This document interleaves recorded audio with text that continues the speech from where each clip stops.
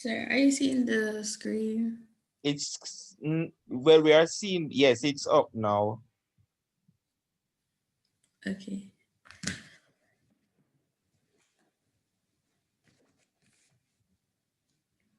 Sir, start. Yes, you may. Okay. Good afternoon, Mr. Hall, and good afternoon, ladies of grade 11. Today, this group will be presenting on the Demerara Revolt of 1820, also known as the Demerara Rebellion.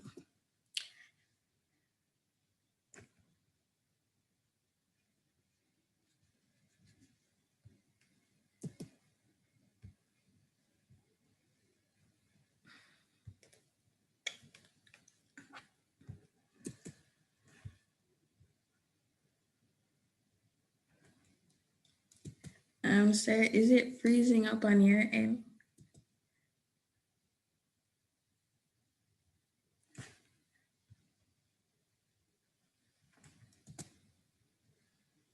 It's, Sir? yes, we are at the map of Demerara. That's where you wanted it. Yes, sir, it freezing up because of the call. Okay. These are two maps of the Demerara. Okay, so the one on the left is just showing you the East Coast. So Guyana is a very large country, and this is just showing you the East Coast. And the one on the right is showing you, in particular, where the slave plantations are located. So some key points that you need to know before we start are that the Demerara revolt took place in the colony of the Demerara Essequibo, which is now the country of Guyana. It was a Dutch colony until 1815, then it became a British colony. One major thing that you need to know is that many of the enslaved were Christians and were loyal to their masters. A lot of the enslaved didn't want to participate because it went against their Christian values, and many of them stayed loyal to their masters. Okay, so causes of the revolt are desire for freedom. The slaves wanted freedom so that they could make a life for themselves, and the slaves were treated harshly by their owners. They were starved, whipped, and overworked. The slaves worked from the hours of 6 in the morning to 9:30 in the nights with only a few breaks. As a result, they revolted because they didn't want to live in those harsh conditions any longer. The slaves were underfed. Historian Richard Sheridan stated that the slaves were underfed. This led to their frustration because they were working hard, long hours while being hungry. Religion. The plantation owners prohibited church gatherings and meetings from the slaves. The doctrines of Christianity regarding the equality of men also prompted the slaves to revolt. This caused the slaves to see their self worth and realize that being a slave did not match up to the teachings of Christianity. Okay, so this is the course, which is basically showing you how the revolt happened. Okay, so the Demerara Revolt started on August 18th, 1823, and lasted 2 days. Even though this revolt lasted only 2 days, it was one of the most influential revolts in Caribbean history. On August 17th, 1823, Jack Gladstone, Joseph Packard, and Manuel started planning the revolt at Plantation Success. Jack Gladstone was a cooper on Plantation Success, Joseph Packard was an enslaved house servant, and Manuel was a slave. Whilst planning for the revolt, Jack Gladstone's father, Kwamina, objected to any bloodshed. Kwamina was a senior deacon at the church. He suggested that the slaves go on a strike instead. On August 18th, 1823, the plan of the rebellion was leaked by Joseph Packard to his master, John Simpson. John Stevenson took this information to Governor Murray. After receiving this information, Governor Murray rode out to confront the enslaved in Le Souvenir and La Bonne Intention. Upon his arrival, Governor Murray was confronted by a large group of enslaved Africans who were heavily armed. When Governor Murray asked the slaves what they wanted, they responded by demanding for better treatment. In exchange for new benefits, Murray ordered the slaves to drop their weapons and go home. The enslaved backed down as they wanted Governor Murray to see their point of view and at least negotiate some changes. That afternoon, the enslaved officially began to revolt. They first went to the home of Hamilton, which is the manager of Le Souvenir, which is a plantation in Demerara. Next, they seized and locked up the white managers and overseers from over 30 plantations between Georgetown and Mahaica. The slaves then seized and locked up the whites. Some of the slaves searched their homes for additional weapons and ammunition, while during the uprising, the Europeans accounted 8% of the blacks. The colonizers knew that each plantation had 23 Africans, so they gathered 400 to 500 soldiers to suppress the uprising under the control of Lieutenant Colonel Leahey. So Colonel Leahey was the leader for the troops. On Bachelor Adventure Plantation, Leahy had ordered the Africans to disperse, but they refused. He commanded his troops to fire into the crowd, and approximately 200 people were dead.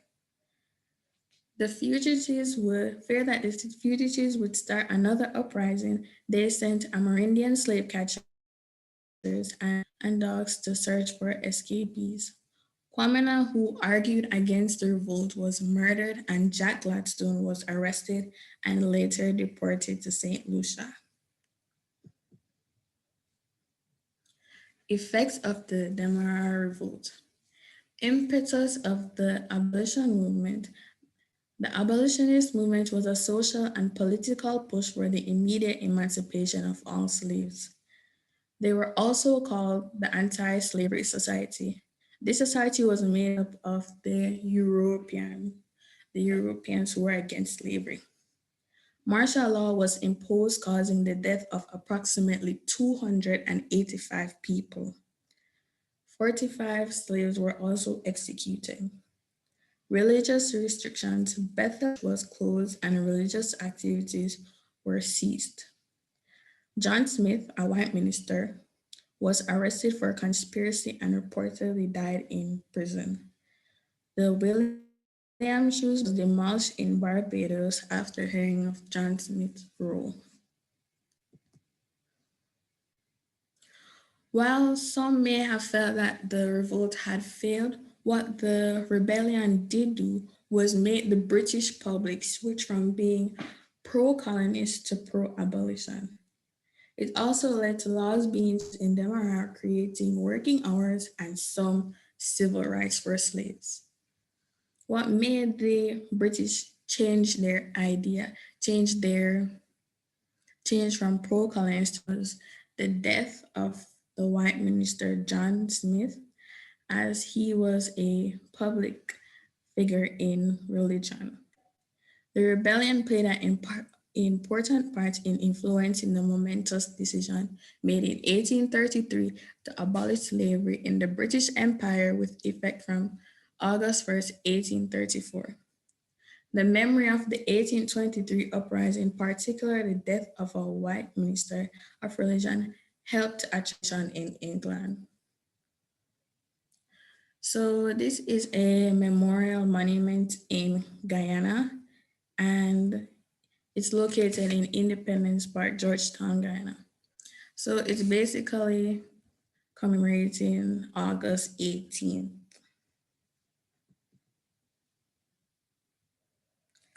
And this is just a video on the review of the revolt.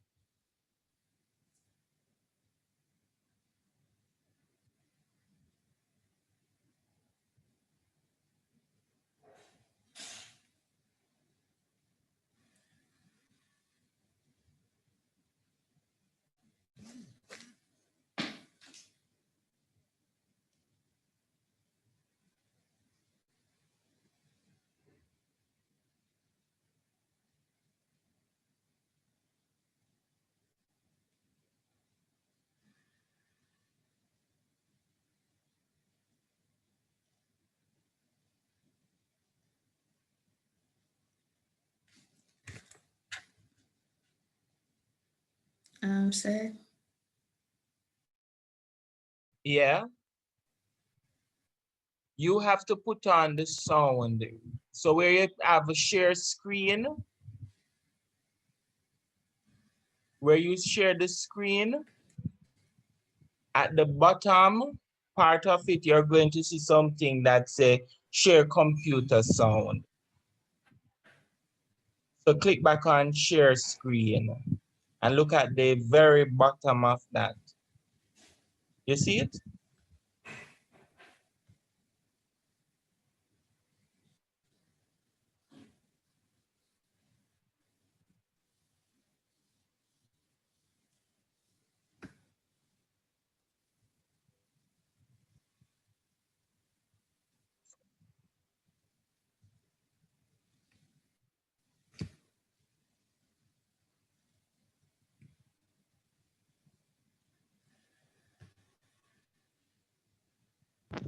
Sir Gabriel is saying that he can't hear you. She's not hearing me? sir, I hear you now. I'm not sure. You're breaking. Okay. The video is taking long to load. But it looked like it load to me just for you to press play.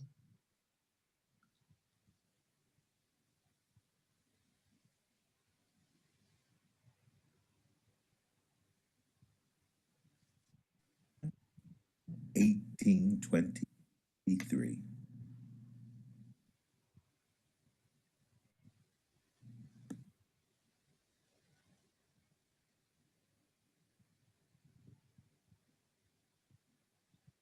This revolt involved up to 10,000 enslaved and lasted 2 days.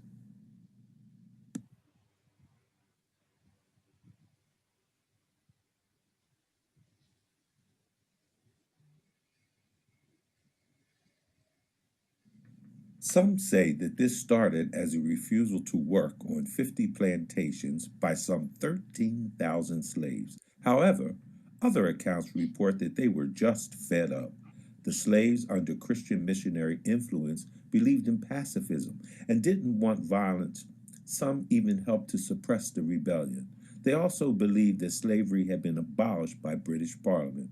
They were met with a show of force by the British troops and were massacred.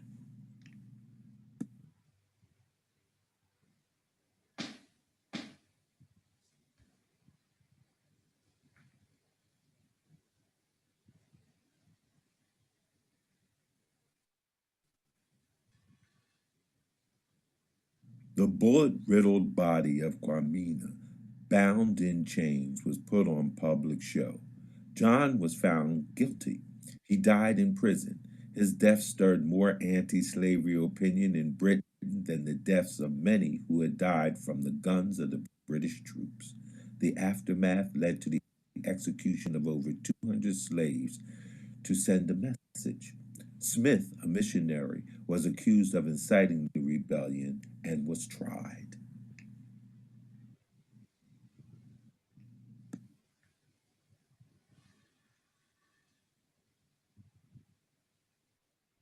The governor of Barbados wrote, "Now the ball has begun to roll. No one can say where or when it's